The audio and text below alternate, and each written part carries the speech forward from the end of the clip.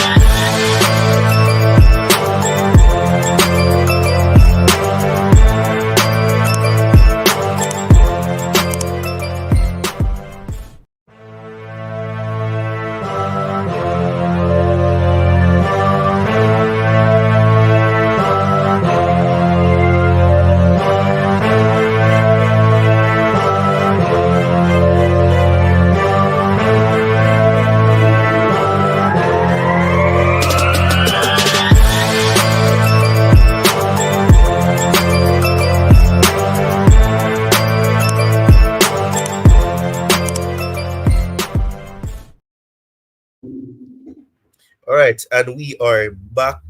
We are back. And as I stated before, and as you can see in the title, the objective, the topic, the main focus of this stream slash episode of Chelsea Socials, a segment that we utilize social media to see what, fans, clubs are stating about things surrounding Chelsea, or to some extent other clubs in connection to Chelsea, as that takes into consideration the fact of matches such as Man United, for example, the most recent match. And obviously, we're going to play against Noah in the Conference League, something that we will discuss in the latter stages of this show as well. But I hope you guys can see the item that I'm sharing. Let me know if you guys can see. I big up to all of you here. I know it says that 5 people are watching right now.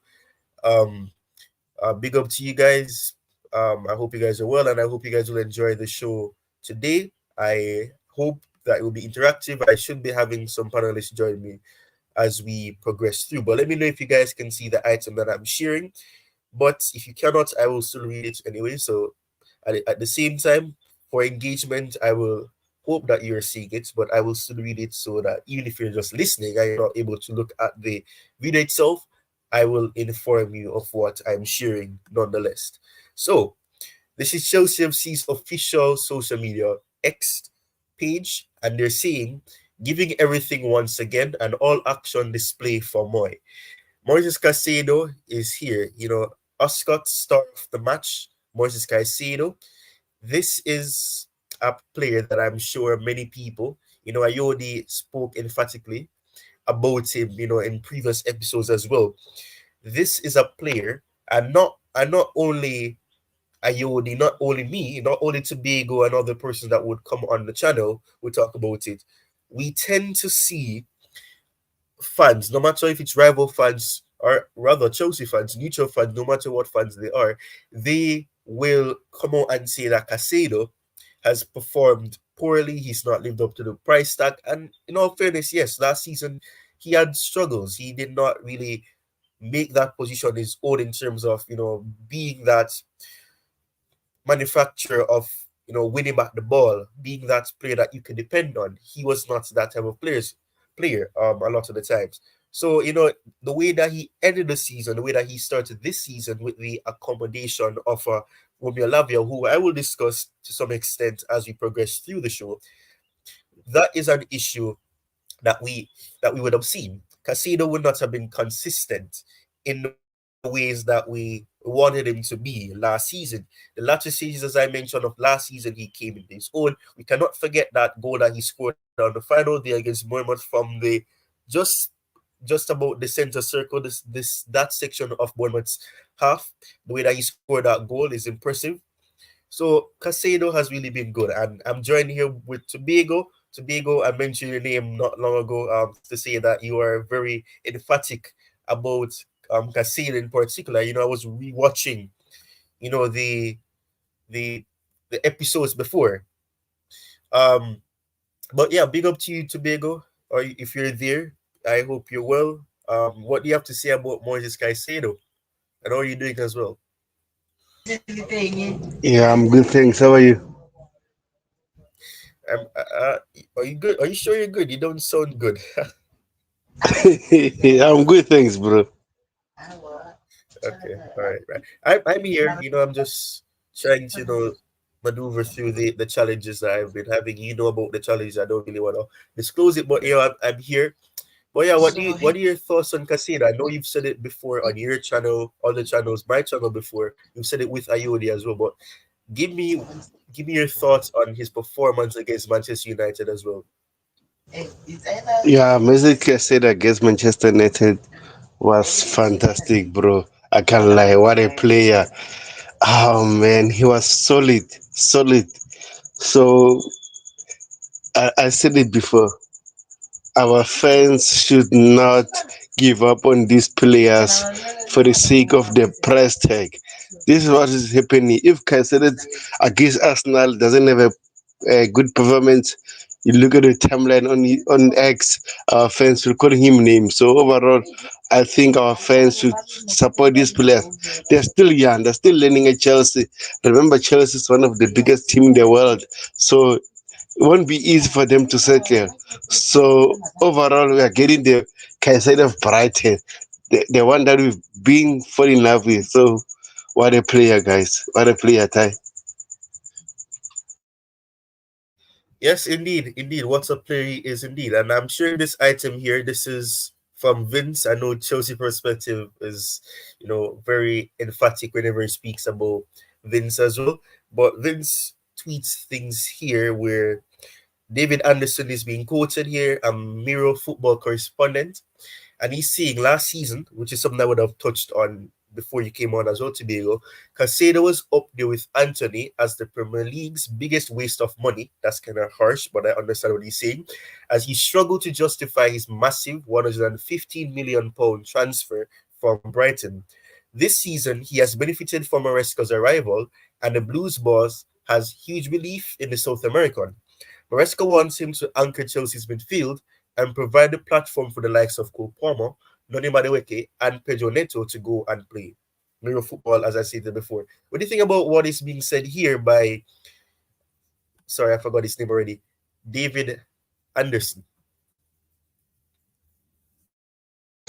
You know what, Ty? I disagree with this guy because Enzo Maresca made something clear that you can't judge the players due to their price tags, and the players are not the one who are paying for those crazy money. So Moses Caicedo, I remember a few games at Chelsea, our fan base, if even rivals said Moses Caicedo is a flop at Chelsea, he won't do well, blah blah blah, because they want their favorite player taken rise. So yeah, man, I don't care about this experts and everything because they hate Chelsea. They're going to talk rubbish about our club. So I'm not into this side. I don't know about you. What's your thoughts? Yeah, as I said before, Tobago, I am inclined to agree with you because, as I said, when I was reading it, I was saying it was a bit harsh about biggest waste of money because I think, and this is one thing that pundits, Chelsea fans overall are guilty of doing. They judge players quickly. They don't think about all the factors that are there. Caicedo, if we can remember, he did not have preseason. He did not have any preseason. He did not have any preseason with Chelsea, and he didn't have any preseason with Brighton because of the whole situation with Liverpool and Chelsea and all of that, and Brighton. And so he played a couple of games, but then he I think he played at least one game or something like that for Brighton in preseason, and then that was it. He did not get an opportunity to acclimatize with the Chelsea team, the squad, and with Pochettino. It's a good thing Dante isn't here because I just stated the ex manager's name, but yeah, I wouldn't say that he was biggest waste of money. I mean, as you just said, and I think it's something that we've echoed for so many players and so many times. You cannot judge a player based on their price tag because they are not the ones that say, "Oh, make me 150 million pounds" or "Make me 150 million pounds." It's a good way to banter, you know, players because it's saying, "Oh, if the club that is selling them believe that the selling price should be this high, then it must be an excellent player that will hit the ground running immediately." But that is not how football works. That's not how life works. You don't start somewhere new and you're gonna just automatically be excellent. That's not how it works. Unless you're supernatural, where you're able to do the impossible, that is not going to happen. It takes time to adjust to the situation that you're in, the new atmosphere, the new environment, new people that are there. So I think that is important to take into consideration. So yes, Casado wasn't the greatest player. We cannot twist it and flip it and say that yes, he was excellent because he wasn't. There were glimpses there. He made mistakes other times as well. But he's still a young player. He just turned 23 around 3 days ago, I believe. So those are things that you need to take into consideration. He is still, developing. He's not the finished product. He looks promising, and if he's performing the way that he was performing against Manchester United, no, we can only imagine without injuries and all those things creeping in, what he can do as he becomes more experienced in the league, more experienced as a player, and more experience as a person. So I think that is important. So I agree with you. I don't believe that what is being said here by this Mirror football correspondent is true. I get what he's saying, but it's more harsh than factual, in my opinion. I don't know what you think. Yeah, I agree with you, Ty. I agree with you 100%. All right. So let's move on to Jamie Redknapp. I don't like what this guy says at all. But for the sake of being professional, I'm gonna share what he says because we're looking at discussions so that we can settle the debate on if he is the best DM. Despite I wouldn't say he's a DM, he's more of a ball winning midfielder. But for the sake of the position that he plays, DM is the best thing. So Jimmy Redknapp is saying this. I don't think the balance between him, which is Casado, and Enzo Fernandez is right. Another player that we will discuss, I know Tobago is very, he's very inclined, to believe that Enzo Fernandez still has a place in the team, and I do agree with that. I'm just not sure what format that would be, what structure that would be, but let's progress. He looks much better with Lavia, who has got more pace, more energy to get around the pitch. Do you believe, and I'm gonna pose you this question now, Tobago, do you believe that Romeo Lavia makes it easier for Casino to hone his skills, to hone his ability, rather than Enzo Fernandez? What's your thoughts?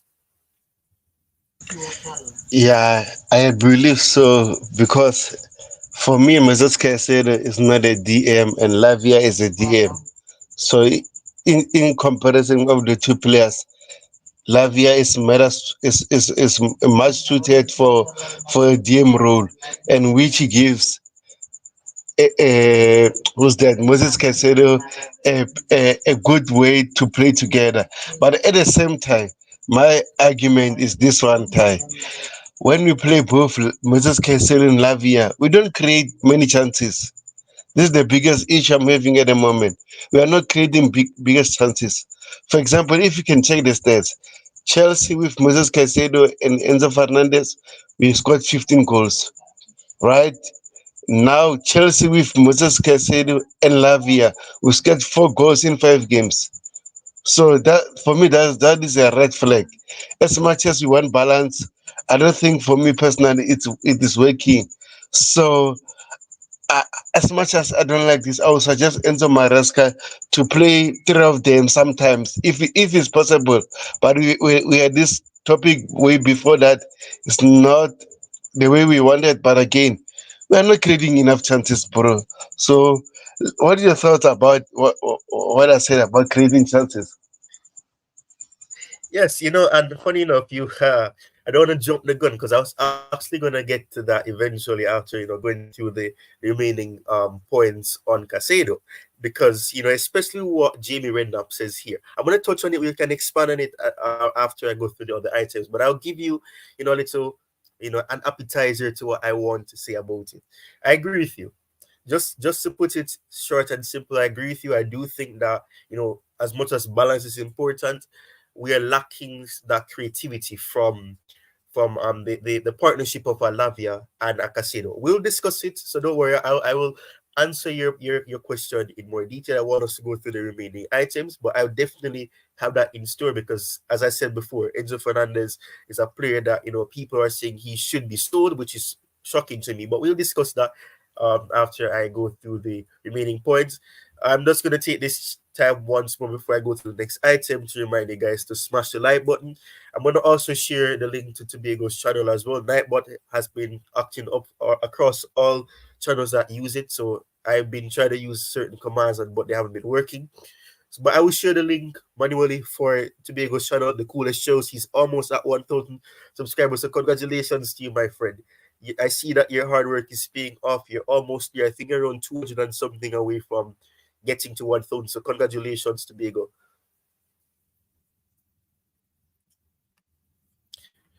But yeah, let me progress to this item right here. This is Vince once more. I hope Vince is is okay with me using this. Usually, I like to ask whoever I'm sharing the item of if I can share it because rights and all of that. But Vince says, well, not Vince. Vince tweets here, quoting Kieran Gill DM. Moises Caicedo watches back every single game he plays with his own performance quotes. Someone not contracted to Chelsea. So, Tobago, I want to pose you this question. Do you think that this is something that more players should be doing, looking back on their performances so that they can see where they could have done better, even if they had an excellent game, what they can do to maximize or to assist or facilitate their other teammates? What do you think about this item and what is being said that Casino does here? Yeah, I think every player should watch his own performance so that he can learn from his mistakes and where can he improve as a player. I remember this journalist asked Marco Corella about this certain question that does he watch his performances after the games? And Marco Corella said, yes, I do watch my performance because it's very important to know where I am as a player. What did I do wrong? What did I do right? Where can I improve as a player? So I hope all Chelsea players are doing the same, personally. I 100% agree with you. I think that that's the case. And I like the fact that you mentioned Kukurea in particular, because that is an important thing as well. Because, and that's the funny thing, these two players that we got from Brighton, they're the ones that have been scapegoated a lot. They've been criticized, they've been written off. Because I remember, especially last season, before, the ex-manager would have done what needed to happen in terms of, playing to the strengths of the players that he had despite injuries and all of that. Not Casado, Kukurea would have had that ability to invert piece. As coach would love to say, he's able to find passing lanes where other people would not try to do that. And we've saw that Kukurea would have been able to do that. And it shows that he rewatches this game because opponents that we would have faced off against last season that we faced off already against, we have seen that what he used to do then in terms of the way that he would run back, track back, he doesn't do the exact sideways running and giving them space.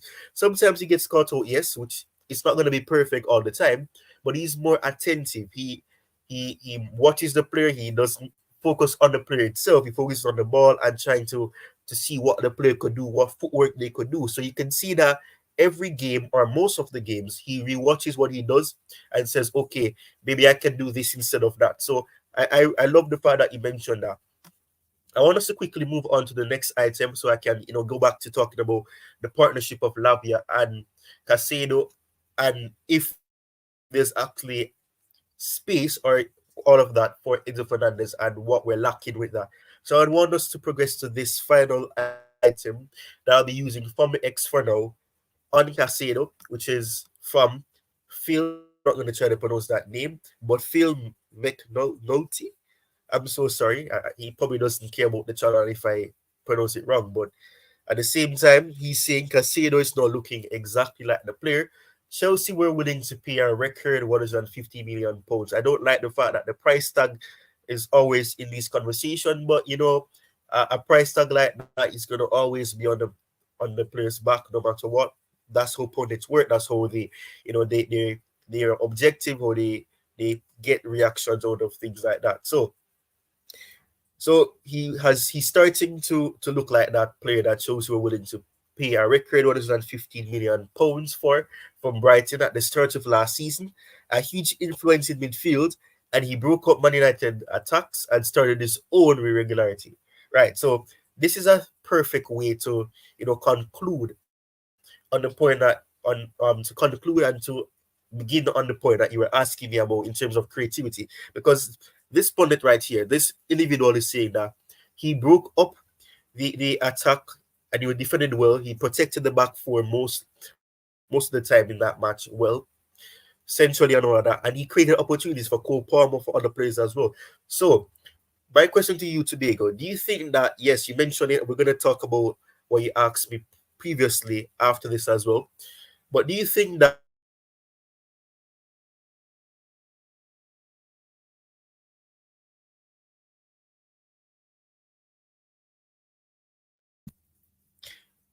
do you think that that's the case? Do you think Casado is more creative than Lavia? Yeah, I think Kaiser is more creative than Navia because already this season he have I think two assists, one goal which is got against Manchester United. Also is making more forward passes than Lavia. I think Lavia is focusing on his defensive side. So when they pass him a ball, he just play nice passes, simple passes, and just move the ball.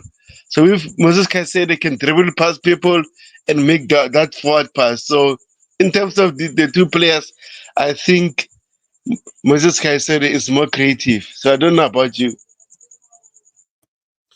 Yeah, I do think that because, as I said, when I rewatched the match, and I think this is something as we talk about players rewatching performances. I think when fans have the chance to rewatch games, even if we lose, rewatch it to see what went wrong in those matches and what went right in those matches. If we win, I think that's important because when I rewatched the match, I realized how Casado was actually the man of the show. He was the man of the match and he deserved it. And the fact that he scored a beautiful volley was a good way, to cement the fact that he was the man of the match. But when I reflect on that match, when I rewatched it and looked at those specific moments, I realized that he was the star of the show.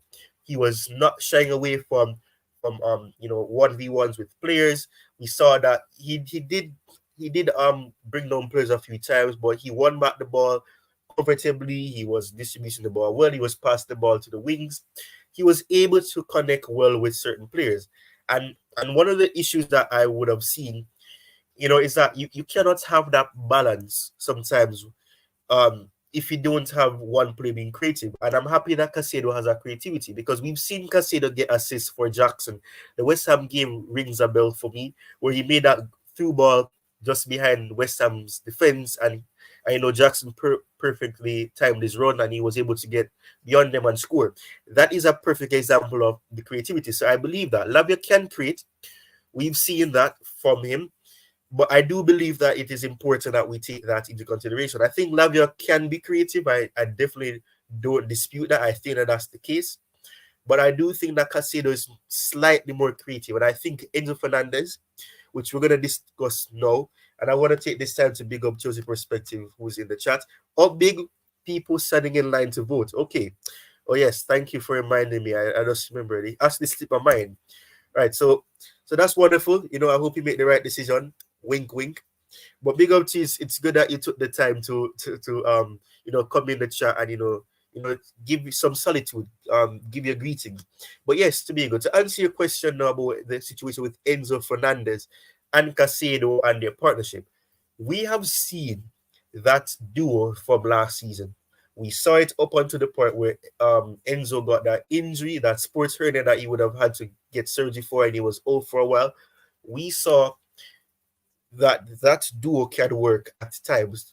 The issue that we have with Enzo is that he's not a defensively solid person. He's not going to be a player that you can expect to win back the ball, make interceptions, make deflections, and then distribute the ball up the pitch. He's more of that player that he reminds me slightly of a more quick pace, more creative Jorginho. I'm not saying he's Jorginho because Jorginho had the ability to control the tempo despite it being sideways passes. What I see is that Enzo Fernandez is the one that you prefer to push up, and then Caicedo is the one that has to be deeper. And the issue is that Caicedo has the ability to be box to box, where he can be in the opponent's half, helping in the build up, and also protecting the back four, protecting the back three, whatever formation we're using at the back with the defense. And what happens is that he collects the ball. He was supposed to give it to Enzo, and then Enzo tries to create something over the top, make a pass into Palmer, or make the pass to the wings. But the issue that we have, and what a lot of people prefer, is the fact that they're saying that because Enzo is there, we don't have much protection for the defense from the midfield, and that's the thing. But I do think that you have to take into consideration the fact that Enzo is not that type of player. He's not a defensive midfielder. He's a center midfielder. I would say he's a deep line playmaker. At times, he's a playmaker. He makes plays happen. He makes chances happen. That's what his role should be. We've not seen him at 100%. His passes have been overhit at times, but I do think that Enzo should be playing. I think he should play. I have argued that we perhaps need to use a three-man midfield. The only issue with that proposal is the fact that that means that you are going to be losing an additional man in the attack. So it means you're going to have to sacrifice Madueke, Sancho, because Cole Palmer has cemented himself as a player that has to start in terms of his importance. I don't like to say it has to start because I don't want us to be dependent on certain players. But that is the issue that we have with using that formation that we're using. We have that issue of not having that balance in terms of creativity. And that's the ironic thing, Tobago. I've been talking for a while. I'm going to come back to you soon as well. And I'm going to touch on to what Chelsea Perspective has just done, which I appreciate. Um, but yeah, I think this is the ironic thing. We see that the midfield has that solidity. You have that protection of the defense, but we don't have that balance in terms of creativity. So we have the balance of defensive, but we don't have the offensive. So that is why I've been proposing that we use a three-man midfield. That is the approach that we've seen at Chelsea for years. Yes, there were years when they used 4-2-3-1, where it's just, for example, a Kante and a Matic and all of that. But we've also seen instances, especially under Sarri, for example, Conte, rather. We saw that where we saw Fabregas there. We had Matic being able to play, or even Jorginho being able to play, and you have Kovacic and Kante. So you had a player like a Kovacic who would try to run up, try to dribble past players and create. Kante would do, two rows because he's more than human. He's 11 players himself. So we need that balance. So I proposed three-man midfield. It's just a case of considering, should we sacrifice one additional attacker in the attack? I'm going to ask your opinion today. I just quickly want to address this that I brought up. Thank you, Chelsea Perspective, for the super sticker. I appreciate it. I'm going to be like you. You don't have to do this, but I appreciate it. We're brothers. We've come a long way. Tobago, I can see the same for you. We go way back. I think about almost 4 years now. So I appreciate it. You don't have to do this, but I appreciate it. Just trying to sound like a coach. But so my question to you, Tobago, do you think that we can afford to make that sacrifice of having one less man in the attack and using a three-man midfield so we can accommodate those three midfielders so that we can have that creativity and also have that protection for the defense. Let me know your thoughts. At the moment, I will say no because we have so many wingers, right? So if we play three midfielders, what about the other wingers? Are they going to get enough game time? That means we're going to play Cole Palmer with another player. Noni Madueke, other players won't be happy. So maybe I'll say from, let me say, from January, after all players are registered in the conference league. Let's say Lavia is registered there, we can rotate them. But personally, I don't want to see all three of them playing together. That's my opinion because we, other players will be unhappy, bro. So I don't know what is your opinion about that. That's my main issue. Yes, yes, I understand. I understand what you're saying, and that's why I'm saying that you're sacrificing an additional number in the attack, and that's why I'm saying we have so much wingers, and we have more coming back as well. Because we have some players who can play as wingers who are out on loan. So that is something, and that's why I'm saying that that's the difficult thing. You're gonna have to sacrifice one player. Um, but that I was trying to be the devil's advocate in terms of finding a way where we can have a situation where three of them are playing in order to have that creativity. And that is where it leads me to the next question. Does that mean that we have to find a way to play Lavia and Enzo? Because I don't think it's a case we're going to see Enzo and Caicedo again, unless it's a case where Lavia is injured or it's rotational. I do think it's Lavia, not sorry, one of Caicedo and Enzo playing with Lavia, or it's either Lavia and Caicedo or Lavia and Enzo.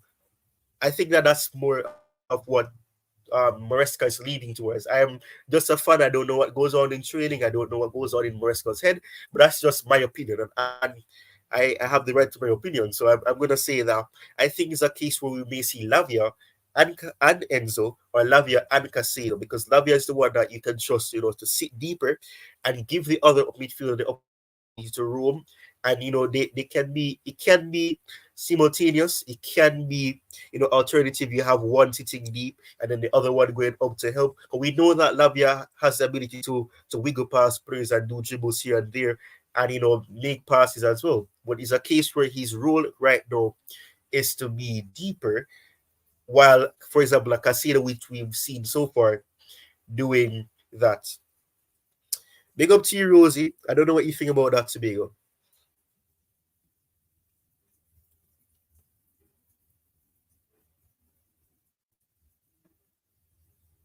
Have we lost Tobago?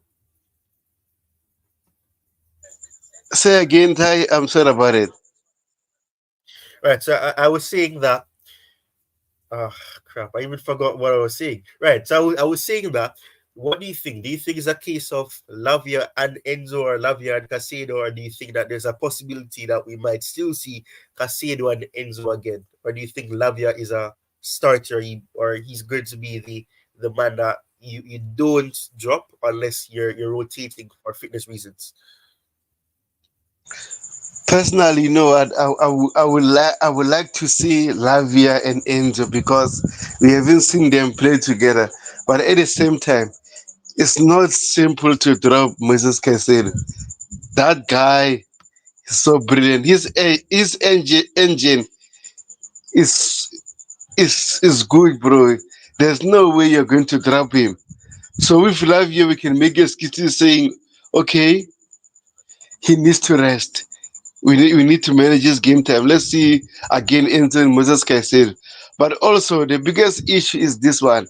When they play both together, other one is not like, for example, we want to see Enzo as a deep play midfielder. And Enzo Maresca, even our ex, are not doing that. That's the main issue. So hopefully Enzo Maresca will try that some other time so that we can see what will happen. So I don't know about you, Ty. Yeah, I mean that's a fair point. I do think that based on what Maresca has said, he values he values Lavia, and he made mention of the fact that he would love to be able to play all three of those midfielders. I think he said that um I don't remember exactly what he said because I don't have such a perfect brain to remember what he said. But he said something about he thinks that the best match that we had was when we had Lavia in the team as well with Enzo and Caicedo. You can correct me if that's not what he said, but I believe that that's the case.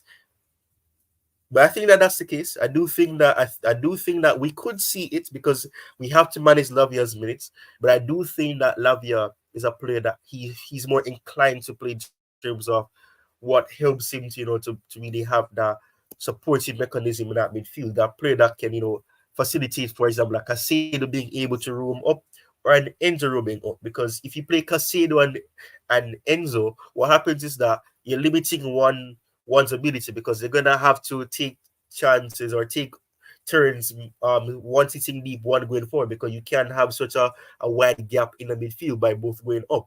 So that is why I was proposing having the three of them. Mary is here as well. Welcome. I'll get his thoughts after this. But I do think I'm not giving up on the view that we could see all three of them playing.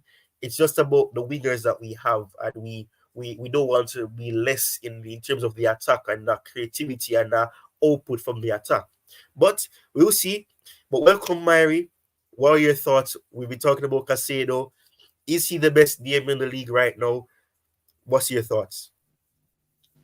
All right. Oh, big up. Can you guys hear me? Yes, we can. Crystal clear. Oh, all right. Okay, cool. Cause, big up, guys. Big up. Thanks for having me. Big up, Debucho, Ty. People in the chat. Hope you blessed. Yeah. Caicedo. I don't know if he's the best DM, but at the moment, right now, I think he's the best midfielder. While the holding midfielder parts, I think he's the best midfielder. Um, alongside maybe Declan Rice. But in that certain position, I don't know who else is better than Caicedo. But I can think because of his performance, like not like I think his recent performance maybe justifies that.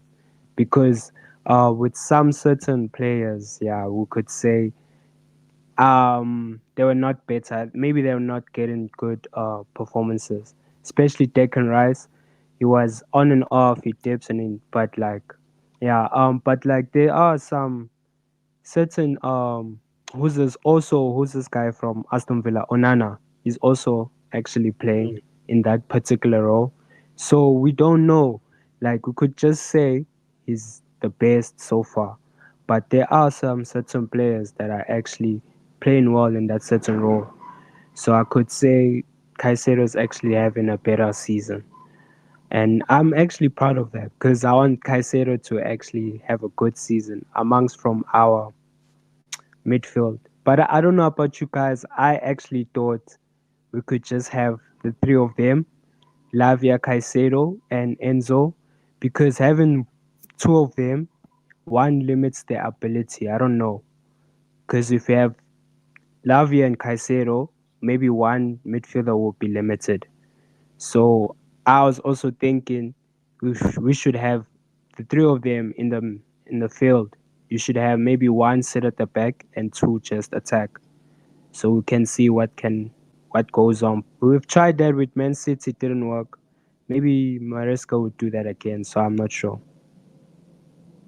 You know what's so funny? Yeah, this is why you're my friend, Mary, because I was actually proposing this literally before you came on. Just before you came on, I was actually proposing that to Tobago, and he's saying that he thinks that because of the winger situation, we can't have three of them. So I actually agree with you. I would actually propose that. I think that is a good thing that we could do.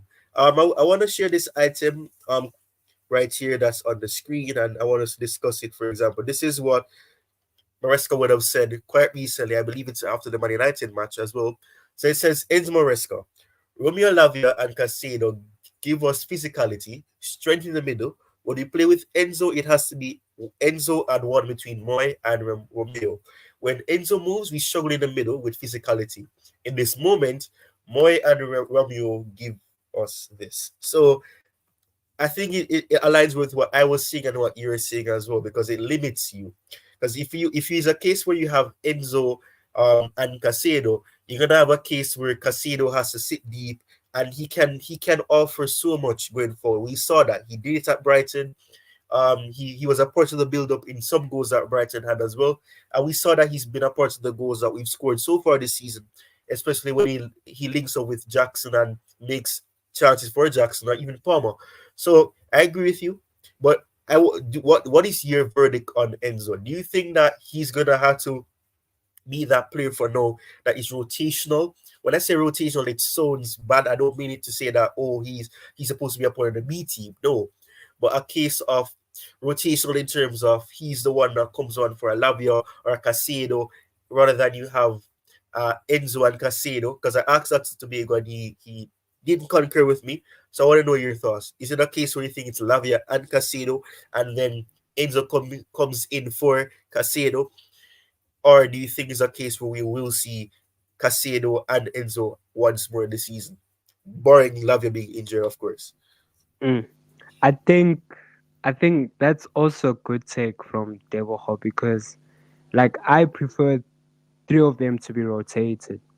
So if Maresca has a decision to play either one of them the next game, let's say Caicedo, Enzo, then fair enough. It should be a tactical change with Lavia. So if Enzo now is in that state of saying he should be rotated, then okay, let's do that.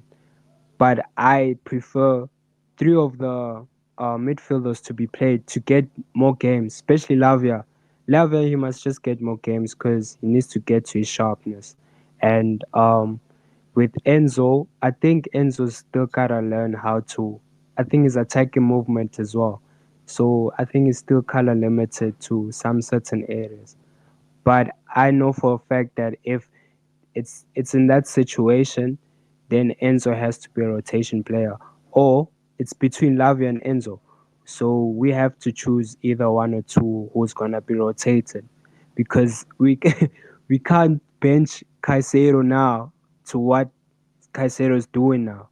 So that would be, unless if Caicedo's getting a lot of minutes and he's tired, that's when we can actually, rest him. But for now, I don't think we're gonna rest Caicedo.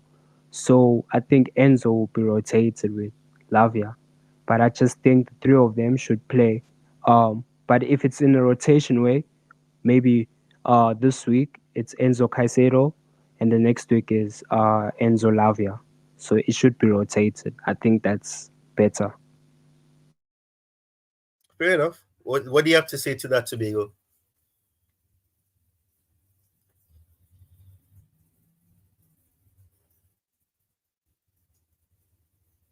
Yeah, I think Tobago is probably away from his device or something.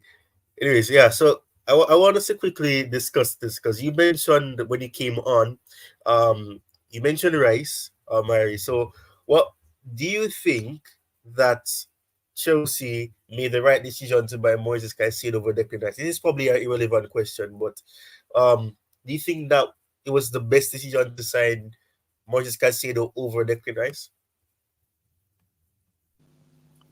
Oh, okay. This one is yo, this too biased. This Twitter, this is yo. Okay, people on Twitter they're crazy. So I think personally, I think maybe Caicedo we made a good purchase, but I just think because we needed a DM that's like much has had a similar profile to Rice at that particular time. So I don't know if hey, this is Twitter. I'm not gonna jump into and say, yeah, Caicedo was the better signing that because even if we signed Declan Rice, we will still have better chances and better um, ways using with the DM. Even if we had Declan Rice or we had another DM, everything is gonna work because of our system. So I just feel like Caicedo was just the right time to buy him. Yes, it was 100 and something. Last year he had a shaky start, but I think it was the right time to buy Caicedo. But I don't want to be so biased and say Caicedo was a better purchase than Declan Rice because, man, like, it's clueless because if we bought Declan Rice, it was going to be the same thing. So, yeah, I just see it in that way. Fair enough. Fair enough. That's a fair point. Tobigo, are you back? Yeah, I'm back. And I didn't want Rice at Chelsea, so I'm glad we brought Caicedo. What did he do to What do you you? think? Too much He's our cover carbohydrates. boy. Yeah. No, besides that, you remember we had so much PR about missing Mount. Just imagine we had his best friend in Chelsea. Oh my gosh, I didn't want that to happen. I care a lot about the club than the PR. So I'm glad we didn't sign Mason Mount. I remember the time we linked with Rice. We had a report saying Rice is not happy about how we treated his best friend Mason Mount, so he's not joining Chelsea. And I was so excited. So I didn't want this guy Chelsea. I never wanted him. I wanted Moises Caicedo. Mm. Fair enough. Fair enough. This is an interesting report. This is from Vince as well. Deportivo. They're saying Barcelona are expressing a fresh interest in the signature of Chelsea star Enzo Fernandez. I have a question to ask about this. Where are they getting the money, and what strategy will they be using to get Enzo Fernandez? Because it's not going to be cheap because he's on a long contract. If this is true, which I highly doubt, but what do you guys think about this report? Nonsense. I think it's nonsense.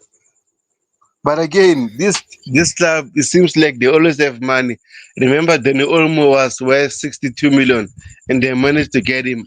I don't know how, but with Chelsea, I don't think Chelsea are stupid enough to sell Enzo Fernandez. I think Enzo still have a role in this club.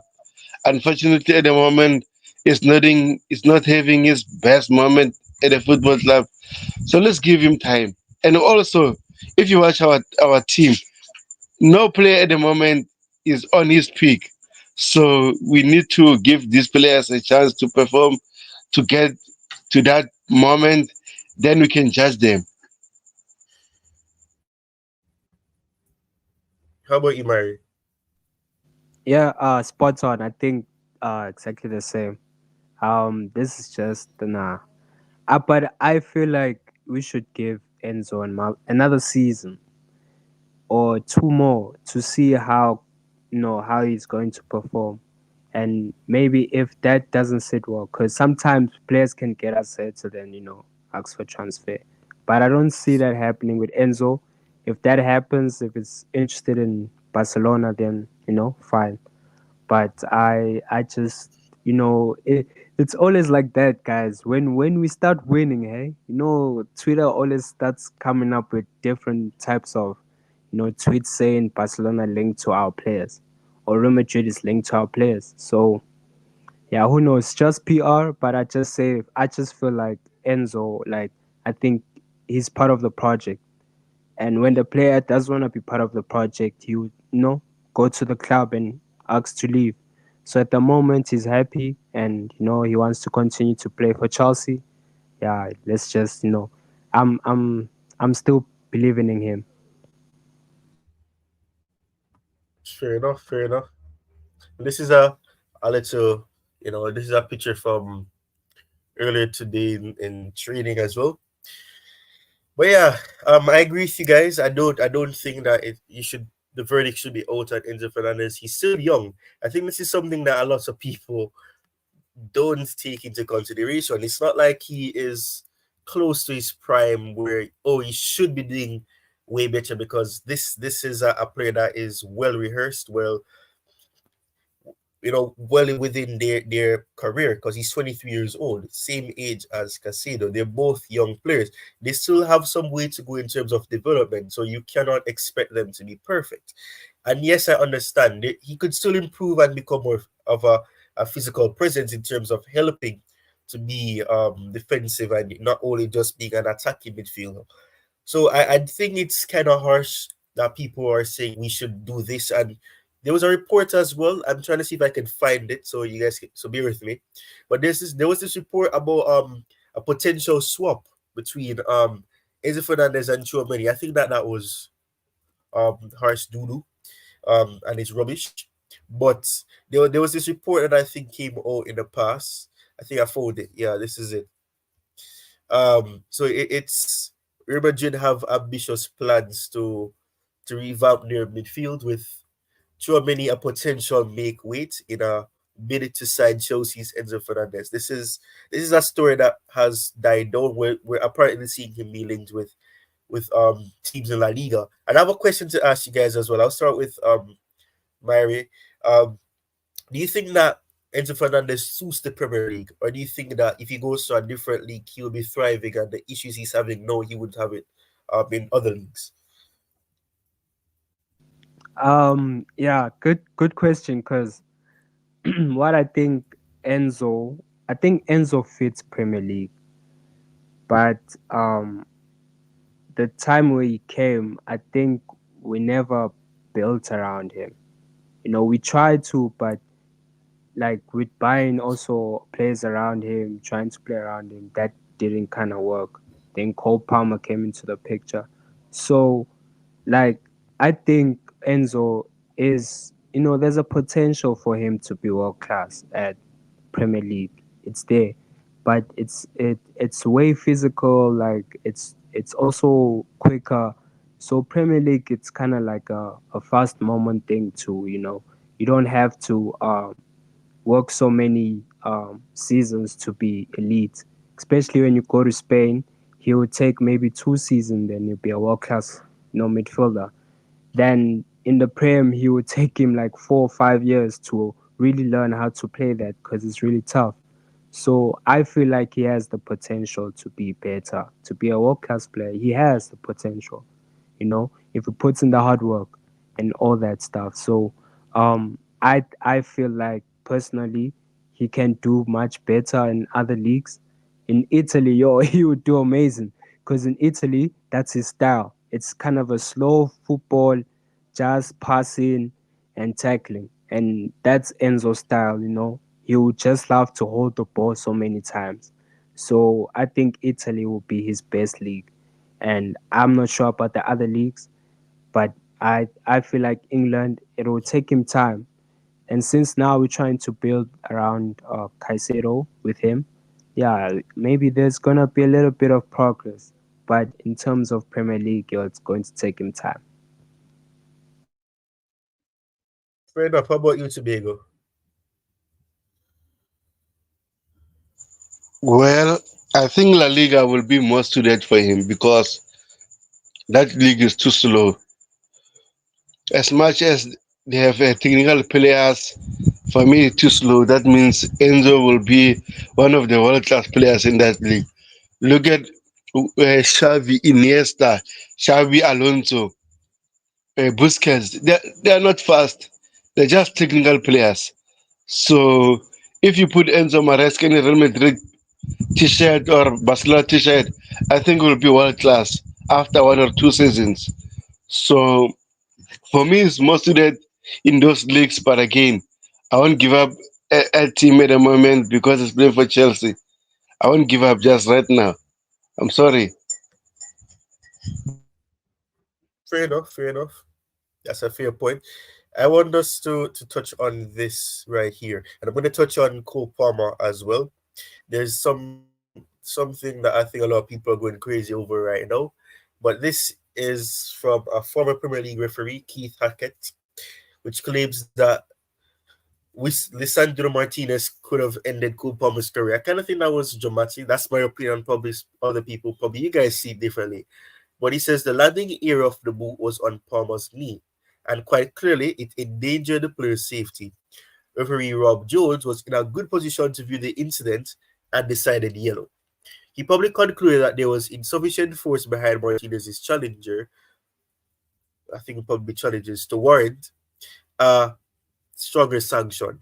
That for me was a clear and obvious error, and VAR should have asked the referee to go and review the incident on the pitch side monitor. We have seen a lot of yellow cards this season, but the laws, which were pen to protect players by issuing red cards should be enforced when appropriate. What do you guys think? Do you think it was warranted of a red card? The incident, do you think it deserved to be a red card rather than a yellow?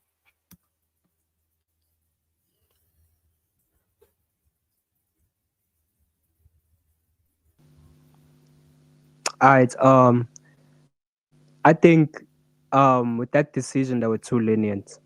Um, but I kind of see why it's yellow card because that's not one of the fouls he committed in that game. But I think that's one of the dangerous fouls he actually committed. So that's one I think he committed in that game. But this guy, this is not the first time Martinez been tackling like this. You know, the game against Crystal Palace, he used both feet, both starts with the ball, trying to get the ball, and he never got a card. So I'm also questioning VAR, also the ref decisions, always inconsistent. So I I think that was a clear red. But I think in terms of the rules, when a defender has been be regulated for how many times fouling a player, maybe 4 or 5 times, they get a chance. Then if they get another last chance, foul a player, then they get a yellow card. So I think that was just like a linear decision from a ref coming to the game. So I'm not sure. I'm not sure about this tackling, but I feel like if it got to a point where it struck his knee, it could have injured the player. And maybe after that, if Cole Palmer was injured, maybe after that we should, go investigate. We can do that. But I'm also questioning the ref decisions, especially in that game. So, yeah. Tobago, Yeah, how about you? I agree with you. I agree with Myra. I think this is a red card. No excuses. No dodging bullets. Martinez knew what he was doing there.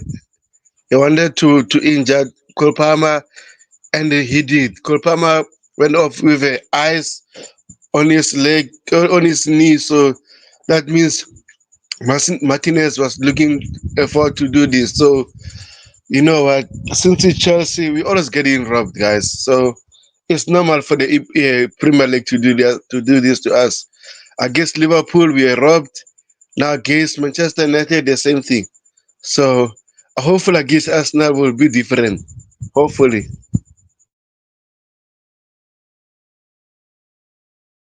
All right, so right, this is a little this is speculation more than confirmation. Cole Palmer not seen in training today. Other non-conference league chosen players are training. Do you think that you should be worried about this, or do you think he's just being rested because he's not going to play in the conference league? I'm not too worried. I'm not too worried because, I mean, if Cole Palmer was injured, like the whole of the PR would know. But I think it's just a minor injury. Maybe it's like a 1 week, two. He just had maybe a big blister or something. But he'll be fine. Maybe he won't play a game. I think Maresca mustn't play him during the conference league. Then maybe try to play him in the Prem. So, but I'm not worried. I think he's okay. He's okay. All right, fair enough, fair enough. Yeah, I agree with you. I don't think it's anything serious.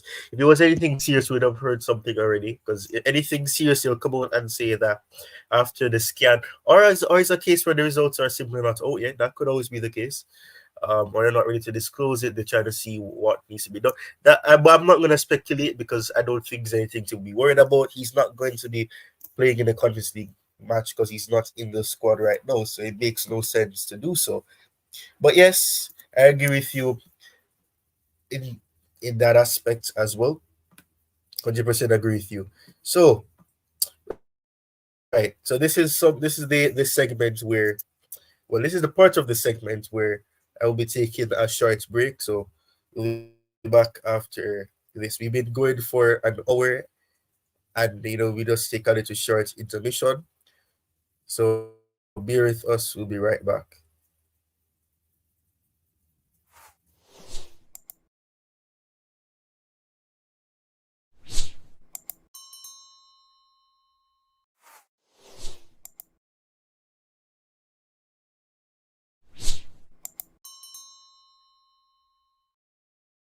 All right. So, all right. So, in terms of taking into consideration what we've discussed about Casado,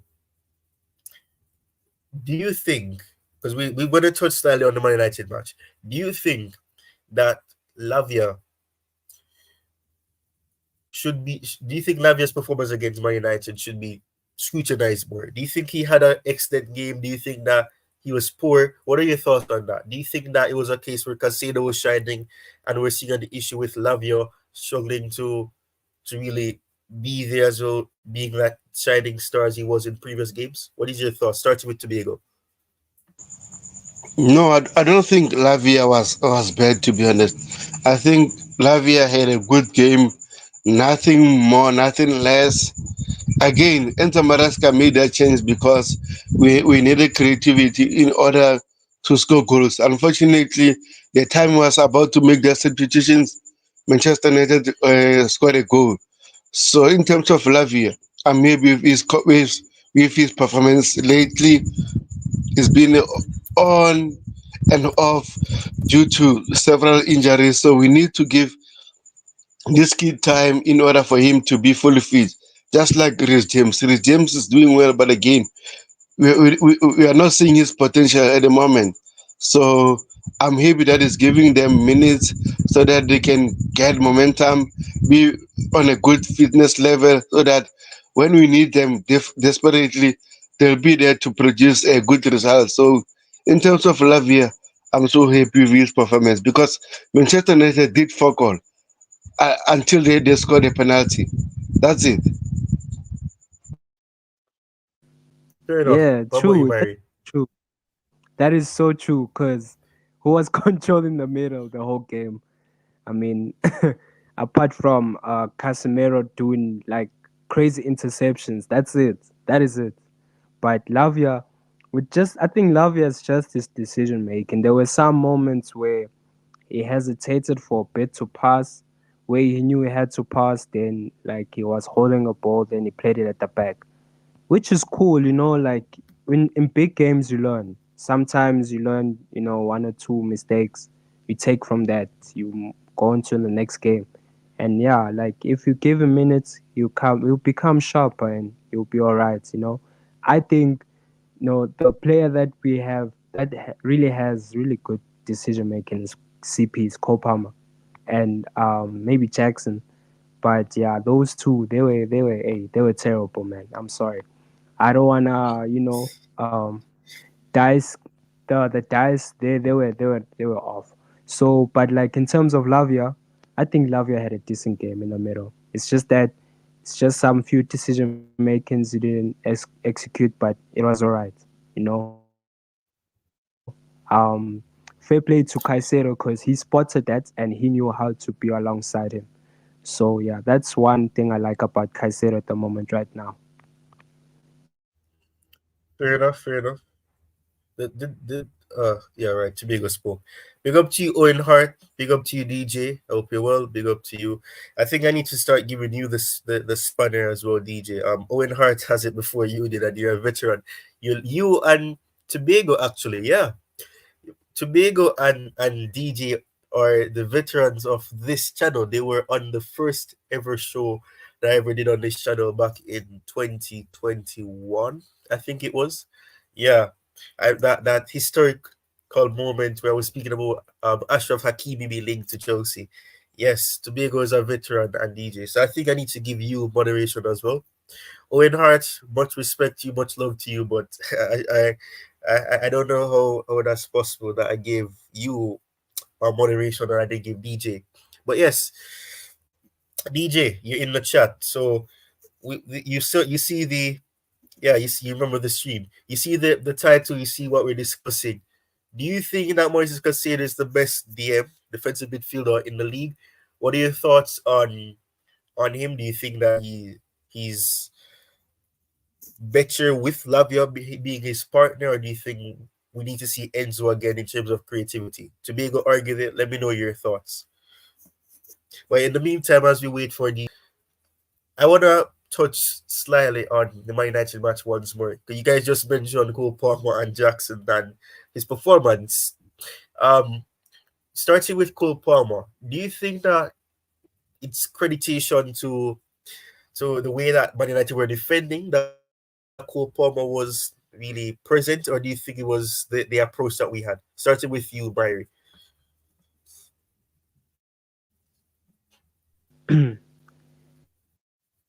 Yeah, I could say that, but hey, man, bro, like I think Cole Palmer cost us. Now I don't know. I don't want to say in a bad way. There was a one moment Cole Palmer was supposed to pass to Jackson, and he hesitated. He hold the ball, then he shot, and it was blocked. And I felt like that only chance. That was the only chance we could have gotten a goal. So with Cole Palmer, like that game, they were mostly holding the ball. It was spot on. I think holding the ball, it was spot on. Even carrying the ball, driving into the middle. The end product, the end game, it wasn't there. It wasn't there. And same with Jackson. I think with Jackson, he was not too involved into the game, so he wasn't getting the ball received. He wasn't receiving the ball, so that kind of limited both of them.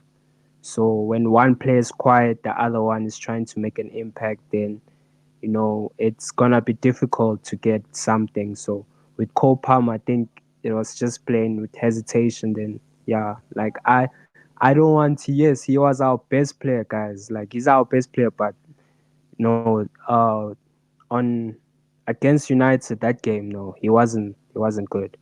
Yeah, I don't know how he got 7.2 rating, man. That's crazy. Apart from what he did, I think there's some players that on Sunday. Sorry.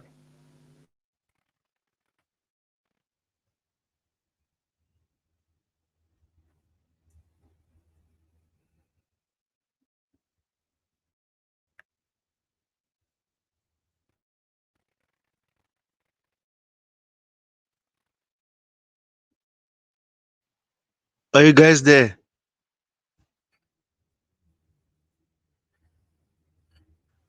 Myra? I'm still here.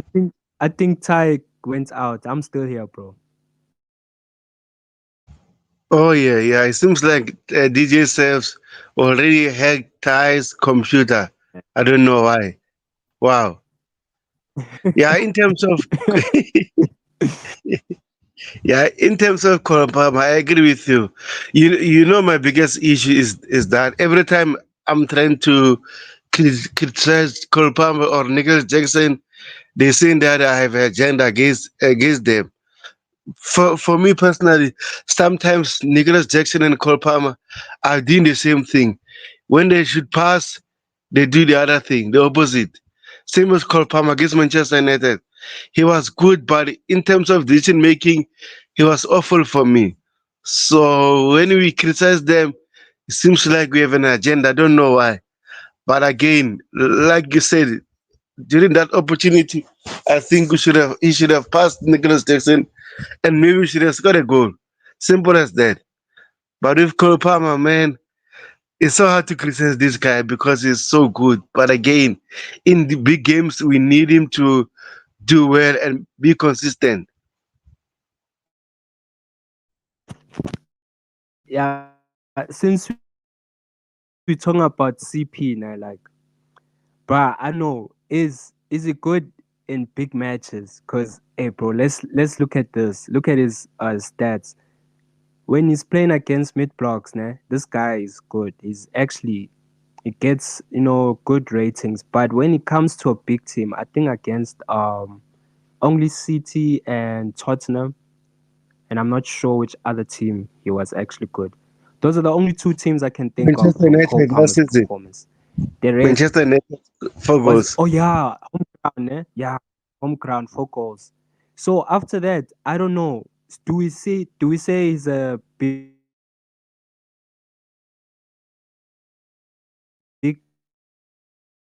match player to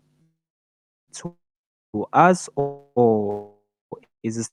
a bit too early to say? still get in there. It's just that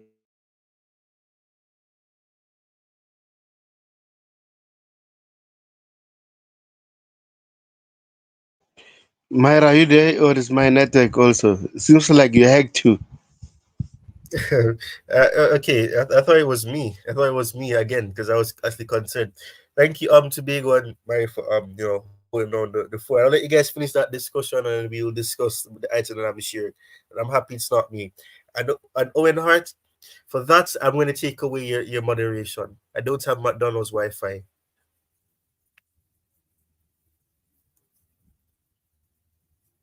Is Mary still there? I don't know. Myra's still here, but we can address this item while we are waiting for him. Oh, he's back.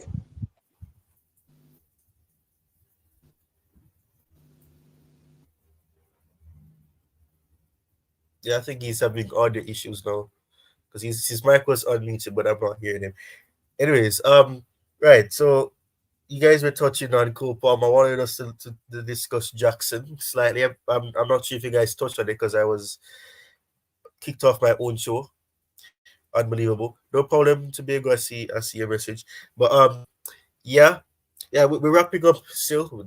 We have about 5 more minutes or something like that.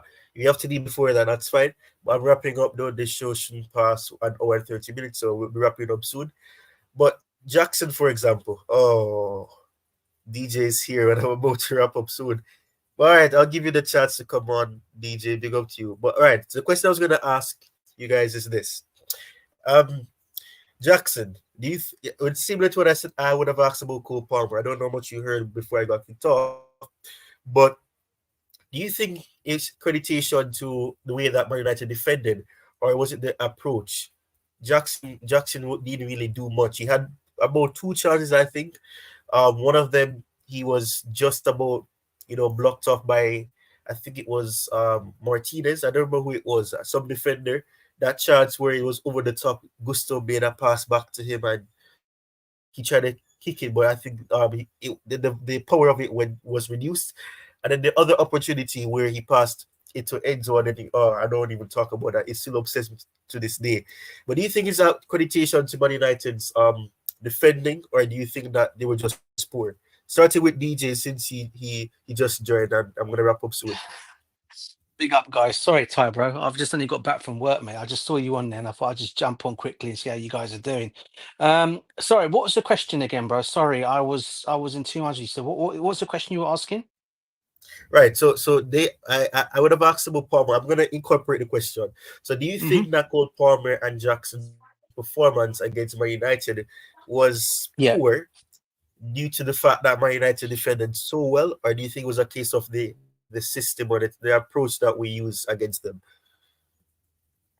I think it's a bit of both, really. To be honest with you, Ty. I've to be fair, I heard what Tobago said earlier on, and he's spot on because I think sometimes we always say, it's hard to criticize players like Cole Palmer and Nicholas Jackson for what they're doing. But I thought both players were selfish on the day, as well. I mean, I don't think the system. I think the system was fine. I think how Maresca set them up was fine. I just think that sometimes they just wanted to go and score goals, and the whole situation with Cole Palmer is the fact that he's gone back to Manchester United. When I say gone back, he's gone back to Manchester. He's playing against the boyhood club he supported as a kid. He obviously wants to go on. He wants to go down there and make a big show, but I think he forgot about the team. I think he forgot about the team that one time that what because he wanted to do so well at the club he obviously supported as a kid. Okay, I think he wanted to prove a point to them for whatever reason it might have been, and I think what he didn't realise for the first time, and this is why I can't always knock Cole Palmer because 9 out of 10 times he passes that ball and Jackson scores. 9 out of 10 times Jackson passes and he scores. So I don't know what they were both playing at that day, but obviously, of course, we needed them to both score that goal because obviously when it came down to 1-1, either of them could have got the winning goal afterwards, and they didn't do it, and I think that's why a lot of the fans were a bit annoyed with him for that specific time. But in terms of how the system was played, I think Maresca set the players up well. I just think some of the players were just a bit selfish that day. And let's be honest with you, United did defend to some degree. United did defend well in that game. We can't take that away from them as well.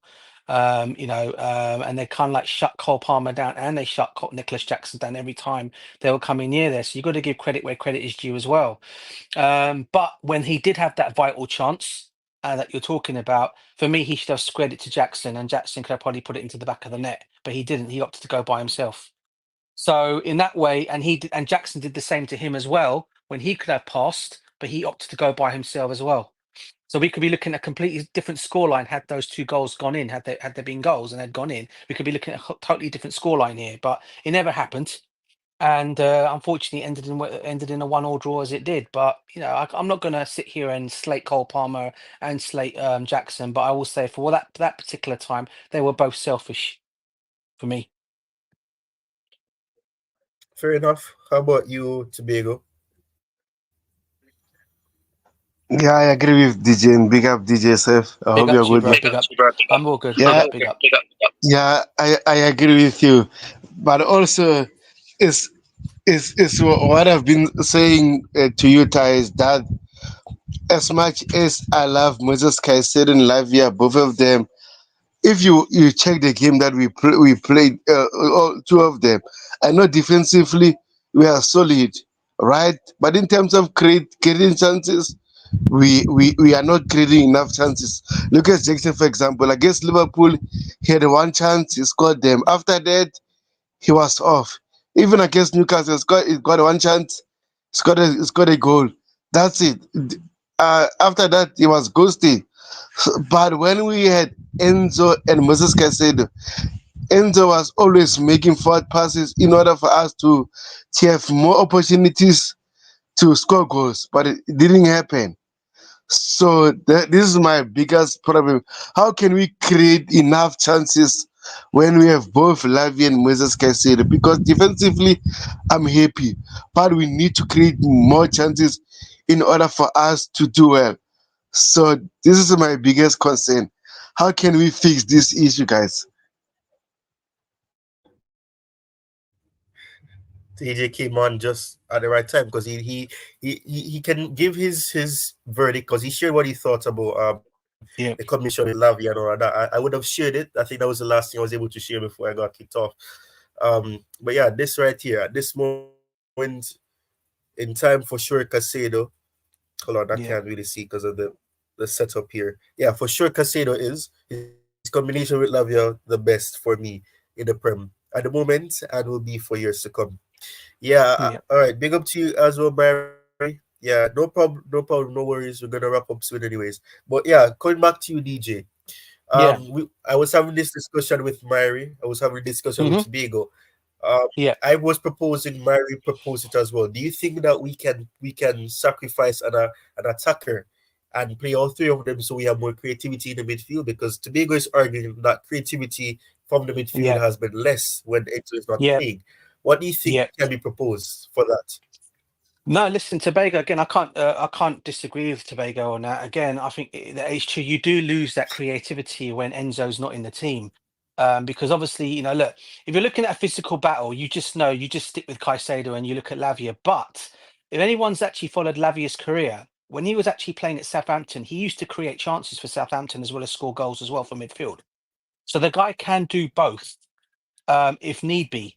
But for whatever reason or another, he doesn't seem to be doing it for us now. I don't know if it's the way Maresca's asked him to play, if it's the way he's told him, look, all you are to do is just to break up play and then pass the ball on. Don't worry about doing anything of creativity because if we need to create anything on, we got players at the bench that can come off the bench and do that. But in a game like Manchester United, bro, where the stakes are so high every time we play this team. I mean, look, you got to go back at a record tie. It's not been great, mate. 2013 was the last time we got a victory at Old Trafford, which is embarrassing in itself for a Chelsea team because look, over the years, we've played this team. We played them and played them really, really well. If I go back to the olden plays that we used to have back in the day, they never wanted to even play us. Even at Old Trafford, they never wanted to play us, right? But this time round, look, we haven't for whatever reason over those years have gone by. We've just not, for whatever reason or another, can get a victory for whatever there. And and I get why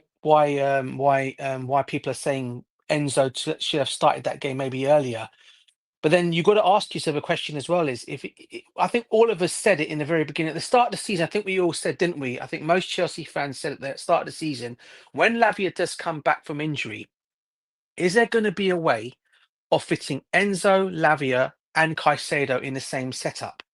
Yeah, and I think he did that. I think he did that for that one game when Lavia came on and got injured. Do you remember when he had his first start last season? I think three of them were on the pitch then, and he got that bad injury, and then that was it. We never saw him after that for Lavia. So whether that didn't work or whether we've given that a chance more. Obviously, Maresca trains with these guys every day, so he would know if that can work out. Uh, at the same time, having said all that, people say we had no creativity out there. When you got Cole Palmer is our creativity. He's our creative player. He's the one who creates everything within it. Everything runs through Cole Palmer in that team when we're creating chances for the likes of Jackson, for the wingers. And you've got Neto who does his thing on one side. Madueke had a quiet game the other day as well for his standards. All right. You got players like João Felix who could have come off the bench, but for whatever reason or another, Maresca didn't want to bring him off the bench. You got players like Nkunku who could come on and done something like that. Again, Maresca didn't want to bring him off the bench. Why? I don't know. And this is why I'm not going to fault the manager, because up until now, the guy's done really, really well. But sometimes in his game management, I will say, when you need that extra sparkle, you need that extra creativity.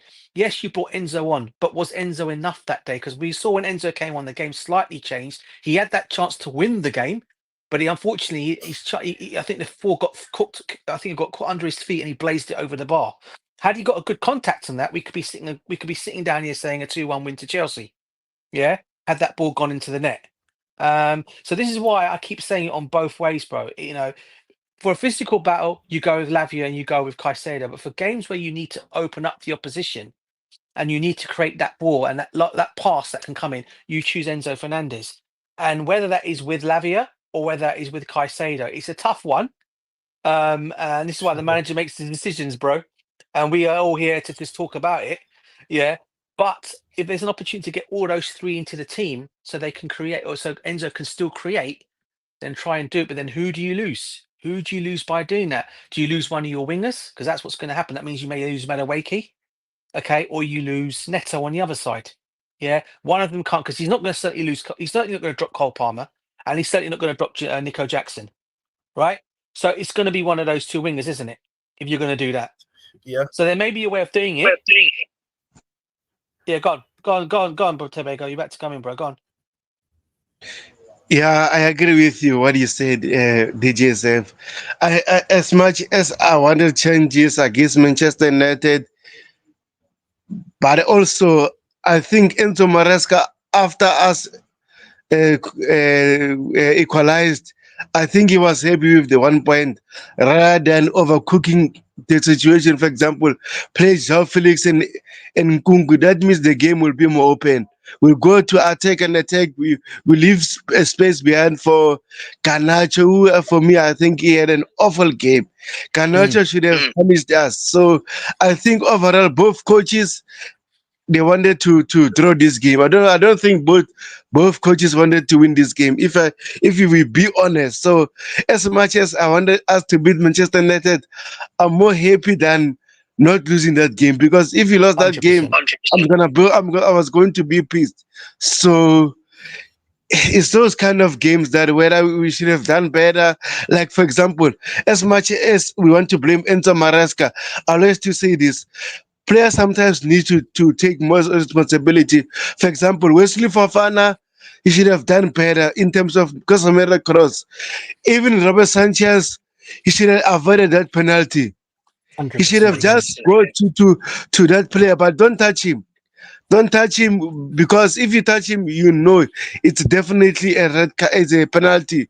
So those kind of situation we've been having them all season long, whereby one mistake cost us a game. So we need to avoid that. To be honest, DJ. No, no, listen, bro, I agree. And listen, believe me, I'm not faulting the manager at all, Tobago, because for me, he's done nothing wrong since he's come in. And I said to a lot of the Chelsea fans, and I think Ty's got the receipts. I said it already here. Yeah, you know, this guy needs time. You're giving the guy a 5-year contract. Chelsea fans have got to be patient with what we're trying to do. Yeah, and and as much as I go against the owners on him, I'm not against the manager and I'm not against our players. yeah, because that's what we've got. And I said the players have got the manager, the guys have given him a 5-year contract, so let him go and work out how he wants to play and how he wants to do things. And I believe he will get it right. But I think for me, the reason why I'm a bit disappointed with the draw, I'll be honest with you, Tobago, United were there for the taking, bruv. I'm not going to lie. We could have got third position had we won that game on Saturday, a Sunday. And this for me should have been something that should have been drilled into the players' head. And I'm not saying Maresca may have not done that, but the players at the same time should also know, you know what, there's third place here. We go and win that game on Sunday. We put on a show. We can put ourselves up there. Everyone will be talking about Chelsea being up there as probably, I'm not saying title contender, but definitely finishing within that top four race, yeah, come the end of the season. Because I'm looking at the way Nottingham Forest cooked on Saturday, man. What a game they played. Yeah, they absolutely cooked on Saturday. Tottenham on Sunday, and I don't like Tottenham, as you know. Yeah, okay. And but you can't take you got to give credit where credit is due. And they came back into it. Fulham, obviously yesterday, Fulham came back as well. But why I look at the situation, and say we were there, 3 points were there for the taking against United. Because I don't listen, as much as United have got good individuals in their team, this is not a good Manchester United team. And this is why I thought this was the best time to turn up at Old Trafford and get a win. But the way they absolutely, but as I said, you've got to give credit where credit is due, because the way they nullified our attack, the way they stopped us from getting forward and scoring the goals that we wanted to score, you've got to give credit to them and credit to Ruud van Nistelrooy for working that one out. And he more or less kept Cole Palmer quiet in that game. And it's not the first time Cole Palmer's gone amiss. You know, he went amiss against Liverpool. Well, he went like against Liverpool and against the Man, and then obviously against Man United. So all the big games, people are saying he doesn't turn up for, but I don't blame Cole Palmer for that, because when you got a man, when you got play the people that know what this kid is all about, they are going to man mark this guy right to the end. And this is exactly what first Liverpool done, and now Manchester United have done it. So, this is where I feel we need to find other, if it doesn't work out all the time with Cole Palmer, and you need to give the kid get him off, maybe bring on a João Felix to come in his place and see what he can do. I know people are not going to like me saying that, or even a Christopher Nkunku, but maybe sometimes if it doesn't always work with Palmer or a Jackson, you got the options on the bench. And whether he was saving them for Europe this Thursday, if that's what he's doing, by not playing Nkuku or João Felix, then he's more or less, in some ways, he's more or less saying, okay, like you said, Tobago, let's just go with the draw. We're not going to go out and win the game. But like I said, when the third place is an opportunity to go and get, you try to grab it, especially against these Manchester United teams, who I don't think is that great, but will improve obviously under Amorim when he comes in. Yeah, fair enough. Right. So I kind of wrote my promise about the show ending before the 1 hour and 30 minute mark, but that's fine. We can. It's a meaningful conversation, and Tobago is gone. He did tell me that he needed to leave, so that's it. So I guess it's just we're back to square one with the veteran DJ Sav. So, to wrap up the show, we can discuss this final item, and it says this team looks like a better Pochettino team than a Maresca team. What do you think about this, DJ? Oh And my Mary, feel days, free in man. the chat. Who's reported this? What's this guy's name? Will Let me see if I Fox. can zoom it. Let me see if I can zoom it up. It says Will Fox. Willie Fox. Oh my days, the name itself is a strange name in itself, bruv. And he's the one writing this God, story. it's false. It's uh, Will False. You're talking false. False well, information. that's it, bruv. I mean, come on, man. This team looks like a better Pochettino than Maresca's team. Oh, come on. I mean, look. Why are people still bringing Pochettino? This guy's done. He's finished. Finito, man. Stop bringing in Poch's name into this every time we draw a game or we don't win a game. Oh my days! When are people going to start waking up? Yeah, Maresca has improved our team. We've got a much more. Correct me if I'm wrong here, Ty. You can go look at the stats, bro. I think we've got a much better winning percentage record, and started the season record under Maresca than we did under Poch. Am I right in saying that? Yep. Yep. So why are people even you know what, mate? People like this, yeah, I just ignore them. And I know they're fans' voice, yeah, but at the end of Yeah. the day, yeah, you're a fan, yeah, but what do you watch, man? What games do you watch? I do question that. Look, because we didn't win and I said it. Okay, I said it already here. I've already come out and said it.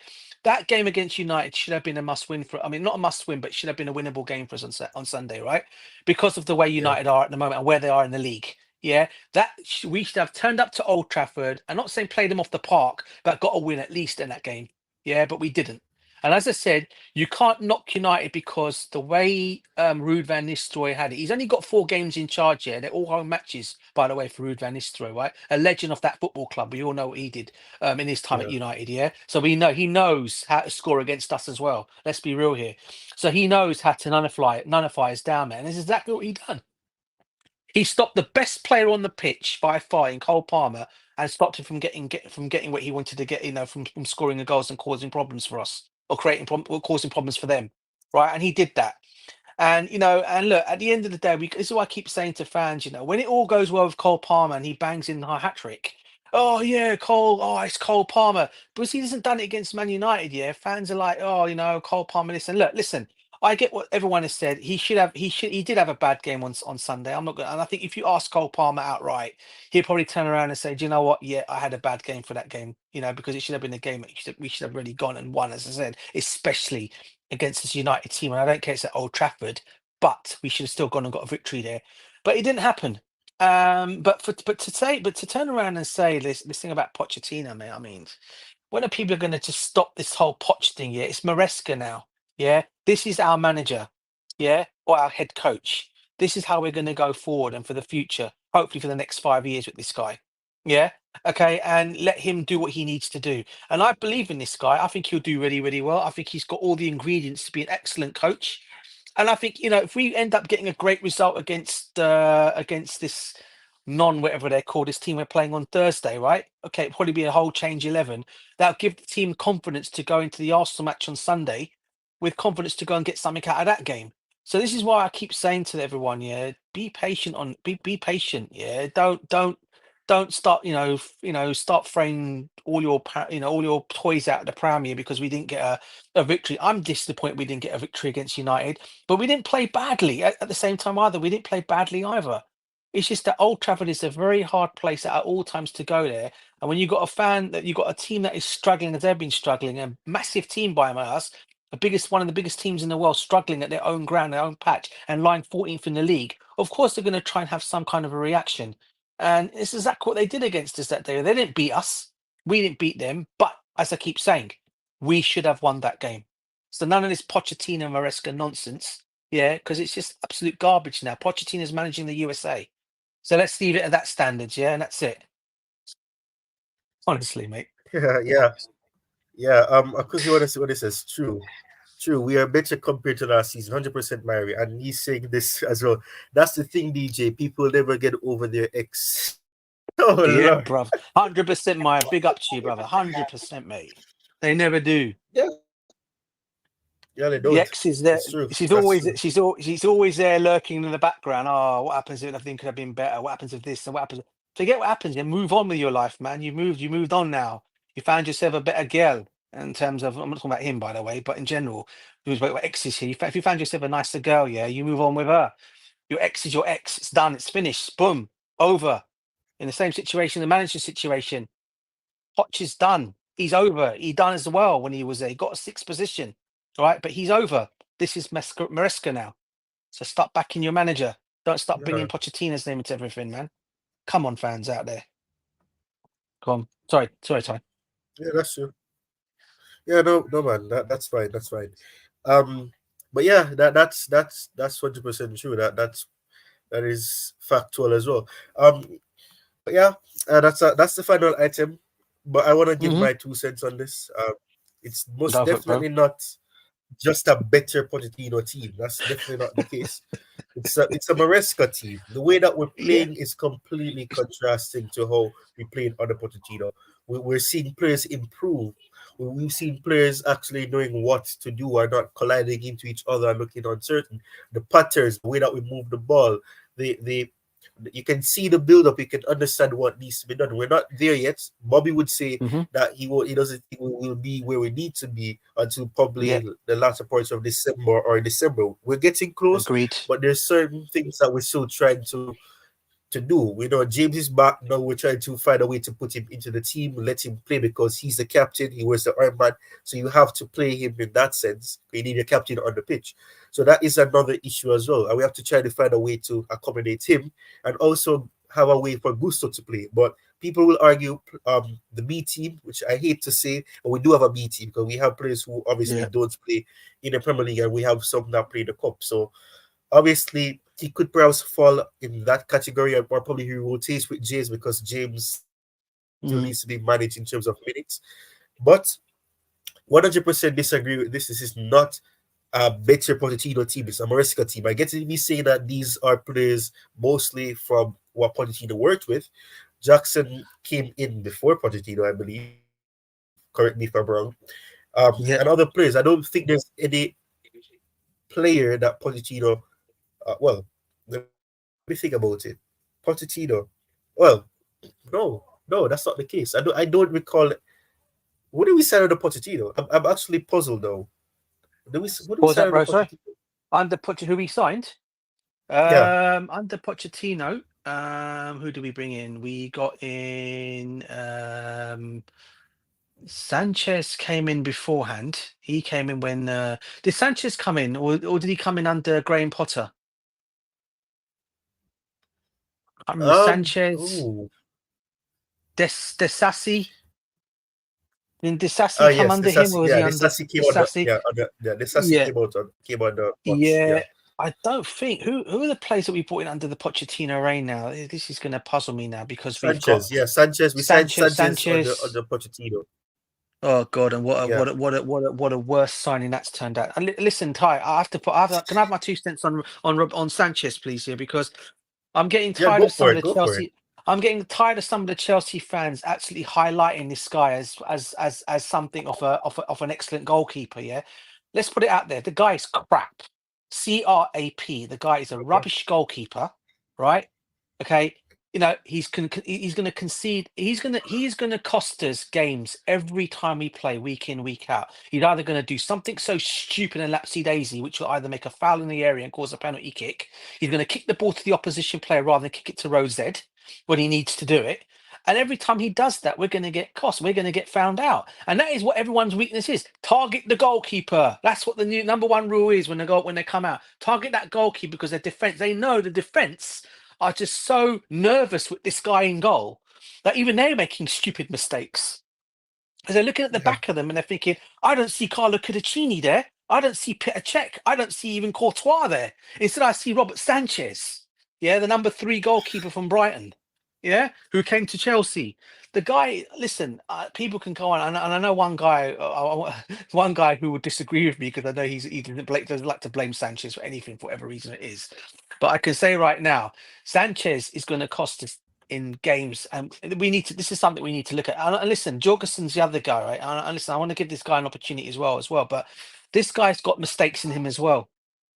I'm not going to lie, he's got mistakes in him as well. And look, if we're going to do anything decent in this transfer window come January, if we're going to do that, either you go and get yourself a new goalkeeper, or you just ask Strasbourg to give Petrovic back to us for the rest of the season. Because this Yeah. guy, at least I'm a bit more safer when he's in the goal. Yeah. But when every time Sanchez is in the goal, mate, as a Chelsea fan, I look and thinking, oh my God. Yeah. Because I know that's how the defense are thinking. Yeah. And they don't want to pass back to him. Because I remember at one time, I can't remember what game it was. I think you pointed it out, Ty. There was one game, I think, yeah, where Reece James, I think it might have been Reece James, was looking, he shouted at him, yeah, rather than passing the ball back to him. Yeah, he went and kicked the ball to someone, and because they don't want this. The goalkeeper is just a nervous. They're just he makes all the defense around him a nervous wreck, mate. Yeah, and until this is one thing I'll say about Maresca. I rate the guy's the manager, yeah, and I'll say that.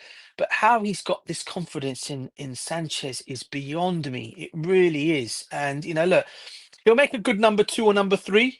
Yeah. Or if you needs to go make a number 1 elsewhere. Why we wouldn't do it? You know what we should have gone and done, Ty? We should have gone and done a swap deal with Mamadeshvili and let him go back to Spain because I think there was talk of him going back to Spain if he doesn't move on, and that could have been a good thing to do. Mamadeshvili could have come in and you could have swap deal with him or given him plus money, but instead we've let Liverpool have him. But we need to definitely address the goalkeepers, bro. I'm not going to lie to you. We're not going to. This is the one thing that's going to hinder our top 4 opportunity and possibly in our cups eventually, because these goalkeepers will cost us. And it's not. I don't. Jorgensen, look, he's still young. I'm not going to knock the guy. Yeah, because he's still young. I still think there's a goalkeeper in him. But Sanchez, I've washed my hands off, mate. This guy needs to leave our club, bruv.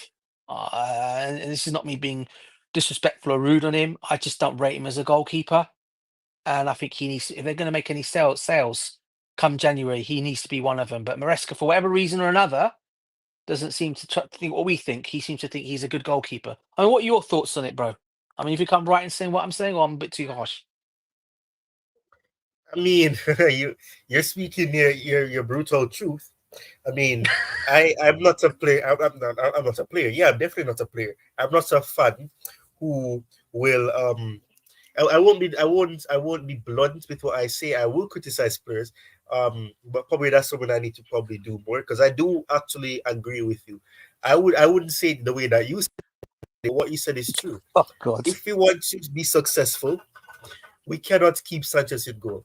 We cannot get to the quote unquote promised land rather that we want to go to with him in goal. Because as you said, that is going to be the philosophy. Even if a team is trash, it reminds me of when we had Kepa.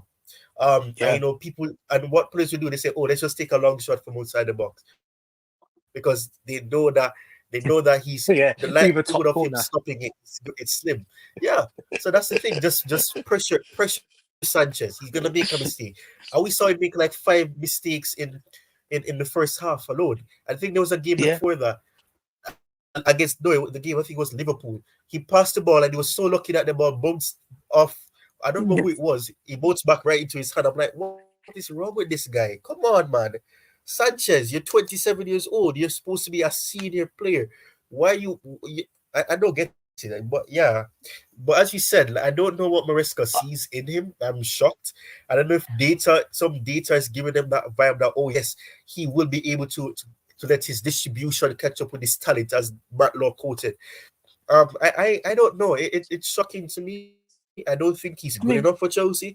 I was shocked when we signed him, um, because he fell out with Deserby.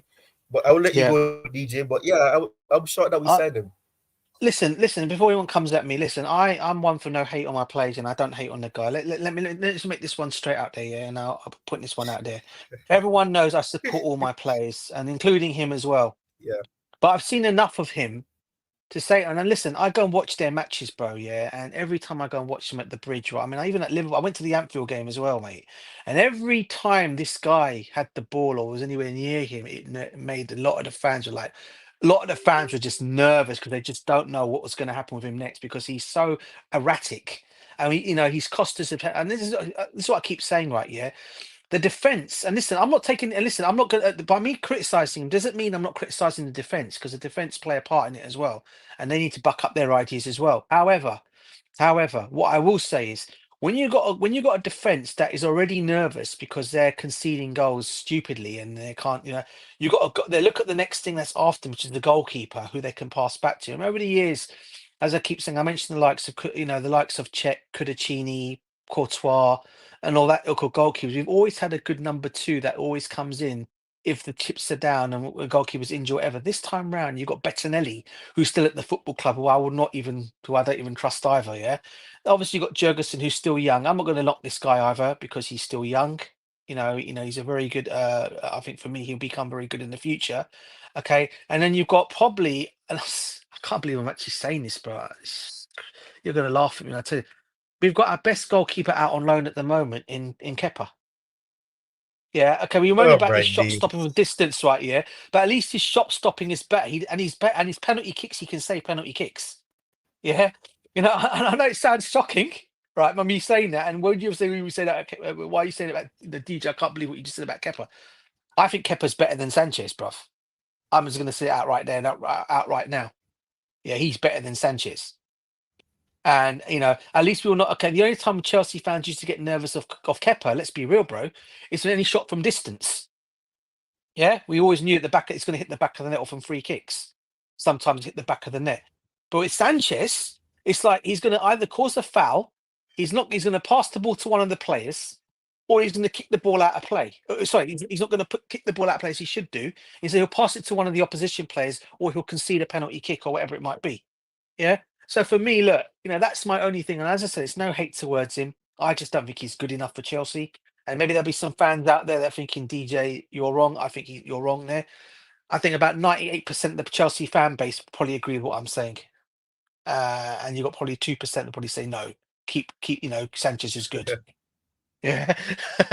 Let's put it on that one, yeah. But that's my thing. That's my full 2 cents on Kepa on Kepa and Sanchez. Yeah, and our goalkeeping situation. I've heard there's rumours that PSG may be could be letting Donnarumma go in the summer, or if not in January, because they've got this other goalkeeper that's come in there now. Would you take him? I know Kachilla disagrees with Ah, me on that one. I know Kachilla disagrees with me because he doesn't think that he's a kind of goalkeeper that we need, especially when you're playing out. I don't know, but I think he's a better goalkeeper all round than Sanchez. What are your thoughts on that, bro? yeah, I think he's better than. I think anybody is better than. I think a Stone will be better than Sanchez in goal. Um, And I thought I but was bad. but yeah, yeah. Yes, Yeah, go on, bro. listen, Yeah, like seriously, I'm talking about it though, and the more like I don't hate the guy as a person. Definitely, I don't hate. yeah, I don't hate the person full stop. exactly it. But Exactly. you have to be honest. He is not doing well, and I don't understand. Yes, he's a good shot stopper, but football has evolved. You cannot just be good Yeah. at stopping shots because you're supposed to be able to make a simple pass just to your teammate. But I don't know. I don't want to agree with coach, and I can't believe that I'm going to say this though. Oh gosh, please forgive me. But yes, I don't. I Oh, like a couple years ago. I would say yes. I would jump on the chance to get Donnarumma, but don't. no, Yeah. I don't. Distribution is my concern. A shot stopper, I Yeah. think That's he's the only he's thing. Yeah. good. He's good as a shot stopper, but the passing out, he's been very poor at PSG. So I think. I Mm, mean, that's the next thing too. Why does PSG want to let him go? That's something that we have to think about. yeah. Well, apparently this other goalkeeper So that's come in. I think I don't know this other goalkeeper that's coming. It's supposed to be very. We're supposed to be getting a very good goalkeeper coming in next season. This is why I don't think we're going to make an erratic goalkeeping decision, Ty, because I think Penderson, who's coming in next season, apparently is supposed to be the next big thing for us. yeah, even he's 25. better than Sanchez. I mean, Yeah. yeah. And No, that, no, what no, is he? What? serious. No, I'm serious. I In agree, terms of bro. What is he? passing out the 8? What ball, is he? What is he? 17, 18 years old?